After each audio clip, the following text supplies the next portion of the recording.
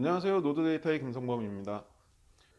이번 시간부터는 앞서 작성한 프로젝트의 3D 어셈블리 작업을 진행을 할 텐데요.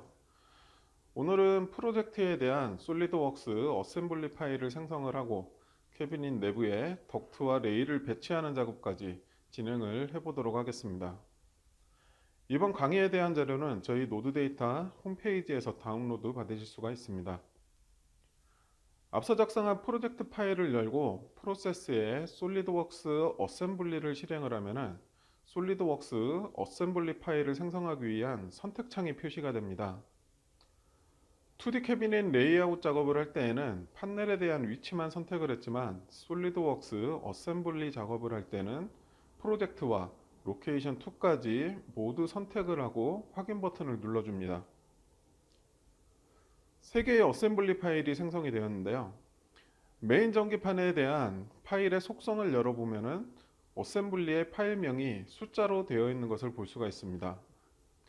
이 어셈블리 파일명은 해당 파일을 우클릭을 하고 이름 바꾸기를 실행을 하면 변경을 할 수가 있는데요. 만약 이 방식을 사용을 하지 않고 솔리드웍스 상에서 파일 이름을 강제로 변경을 하게 되면 일렉트리컬의 데이터베이스에서 해당 어셈블리를 찾을 수 없게 되는 문제가 발생을 하게 되니까요. 이름을 변경을 할 때에는 반드시 일렉트리컬에서 제공하는 이름 바꾸기 기능을 이용을 하셔야지 됩니다.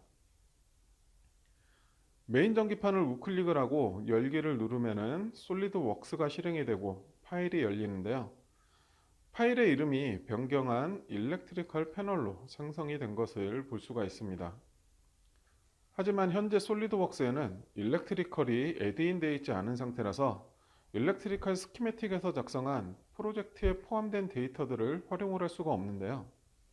그래서 먼저 애드인을 실행을 해서 솔리드웍스 일렉트리컬을 활성화를 해주셔야지 됩니다. 우측에 있는 체크박스는 솔리드웍스가 시작이 될 때 일렉트리컬을 같이 활성화하는 옵션이고요. 좌측의 체크박스는 현재 솔리드웍스가 실행된 상태에서 바로 일렉트리컬을 활성화시키겠다는 옵션입니다. 일렉트리컬이 활성화가 되면 작업창에 전기 프로젝트 문서 탭이 활성화가 되는데요. 현재 열려있는 일렉트리컬 패널이라는 어셈블리가 일렉트리컬이 애드인 되기 전에 열린 상태라서 이 어셈블리에 대한 일렉트리컬 매니저가 활성화가 안 돼 있는 상태입니다. 열려있는 어셈블리를 닫고 프로젝트 문서에서 메인 전기판을 다시 열면 일렉트리컬 매니저가 표시가 됩니다. 그리고 커맨드 매니저를 보면은 일렉트리컬 3D 탭이 추가가 된 것을 볼 수가 있습니다. 전기 프로젝트 문서의 도면들은 일렉트리컬 3D에서는 수정을 할 수 없게 미리 보기만 가능한데요. 3D 배치 작업을 하면서 회로도를 참고할 필요가 있거나 2D 캐비닛 레이아웃으로 작성된 판넬 배치도가 있는 경우에 참고를 하면서 작업을 할 수가 있습니다. 좌측의 일렉트리컬 매니저에서는 메인 전기판에 포함된 부품들을 확인을 하고 배치를 할 수가 있는데요. 판넬을 구성하는 캐비닛이나 덕트, 레일은 앞서 2D 캐비닛 레이아웃 작업에서 추가가 된 상태이기 때문에 바로 3D 파트 삽입 작업을 진행을 하시면 됩니다. 파트를 마우스 우클릭을 하고 삽입을 실행을 하면 해당 파트의 모델이 불러와지는데요. 불러온 캐비닛 모델을 어셈블리의 원점에 배치를 하도록 하겠습니다. 배치된 3D 파일은 일렉트리컬 매니저의 부품명과 서로 링크가 되어 있어서 3D 파트를 선택을 하면 일렉트리컬 매니저에서 해당 파트가 하이라이트가 되고 일렉트리컬 매니저의 파트를 선택을 해주면 해당 3D 파트가 하이라이트가 됩니다.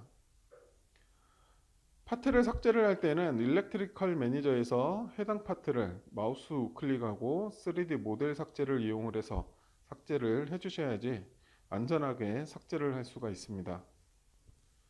캐비닛 파트를 삽입할 때에는 캐비닛으로 삽입을 이용을 해도 삽입을 실행했을 때와 같은 결과를 얻을 수가 있습니다.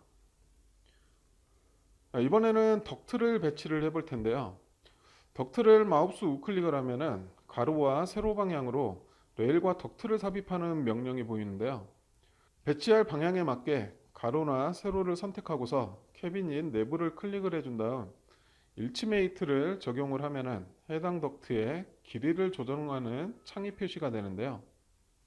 여기에 원하는 길이 값을 입력을 해주면 덕트의 삽입 작업이 완료가 됩니다. 이번에는 가로 덕트로 삽입을 이용을 해서 캐비닛 내부에 배치를 해보면은 길이 값이 490으로 표시가 됩니다. 앞서 삽입한 덕트와 길이가 다르게 표시가 되는 이유는 2D 캐비닛 레이아웃에서 이미 길이 조정을 완료를 한 상태라서 조정된 길이 값이 표시가 되는 겁니다. 자, 덕트의 속성을 열어보면은 길이값 부분에 500이 입력이 되어 있는 것을 확인할 수가 있고요. 조정 가능 옵션이 체크가 되어 있고 그 아래에 조정된 길이값이 들어가 있는 것을 볼 수가 있습니다. 조정 가능 옵션을 해제를 하고 덕트의 길이를 1000으로 변경을 한 다음 이 덕트에 대한 삽입 명령을 실행을 해보면은 수정했던 길이가 적용된 덕트가 불러와지는데요. 캐비닛 내부에 삽입을 하면은 조정 없이 바로 덕트가 삽입이 되는 것을 볼 수가 있습니다. 캐비닛처럼 정해진 크기가 있는 경우에는 삽입을 이용을 해도 상관이 없지만 덕트나 레일처럼 길이값이 조정돼야 되는 경우에는 가로나 세로 덕트 혹은 레일 삽입 명령을 이용을 하시는 것이 좋습니다.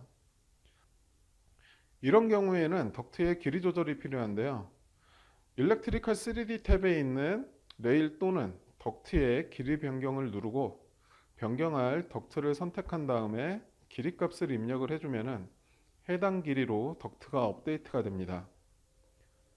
삽입된 덕트의 속성을 열어보면 조정 가능 옵션이 다시 체크가 되어 있고 길이가 490으로 변경되어 있는 것을 볼 수가 있습니다.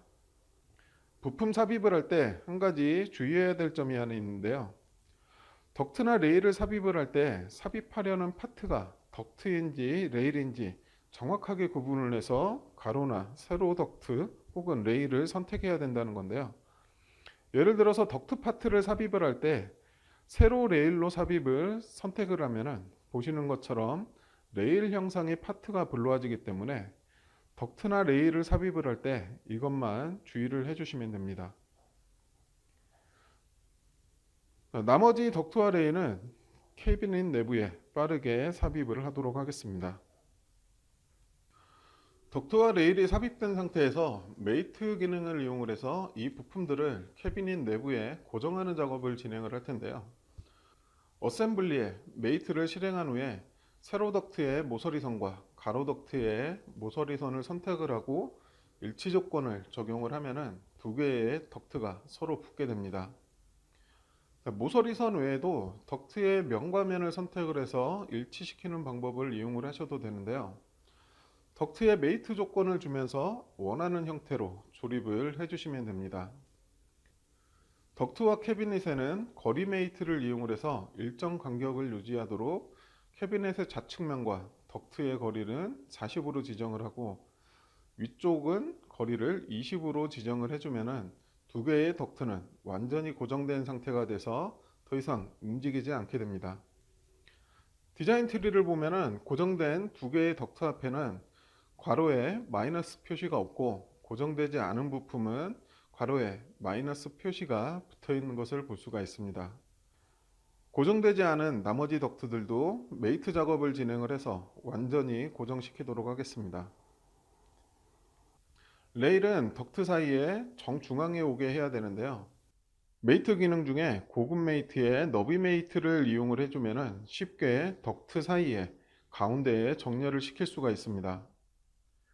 너비 메이트는 너비와 탭을 선택을 해야 되는데요. 너비에는 레일이 배치될 곳에 위아래에 있는 덕트 면을 선택을 하고 탭에는 가운데 정렬할 레일의 면을 선택을 해주면 선택한 너비 사이에 탭이 가운데로 정렬이 됩니다. 위아래 방향에 너비 메이트가 적용된 레일이 가로 방향으로 움직이는 상태인데요. 가로 방향에도 너비 메이트를 이용을 해서 덕트 사이에 고정을 해주면 더 이상 레일이 움직이지 않고 완전히 고정된 상태가 됩니다. 너비 메이트를 좀 더 쉽게 적용하는 방법도 있는데요. 메이트를 실행하지 않은 상태에서 너비와 탭에 들어갈 요소를 컨트롤 키를 누르고 순서에 관계없이 모두 선택을 해주고 나서 마지막에 컨트롤 키를 떼면은 너비메이트 아이콘이 표시가 됩니다. 이 아이콘을 눌러주면은 바로 너비메이트가 적용이 됩니다. 자, 나머지 레일의 가로 방향은 너비메이트로 고정을 하지 않고 첫 번째 레일을 기준으로 모서리 선과 일치메이트를 적용을 하게 되면은 모든 파트가 완전히 고정된 상태가 됩니다.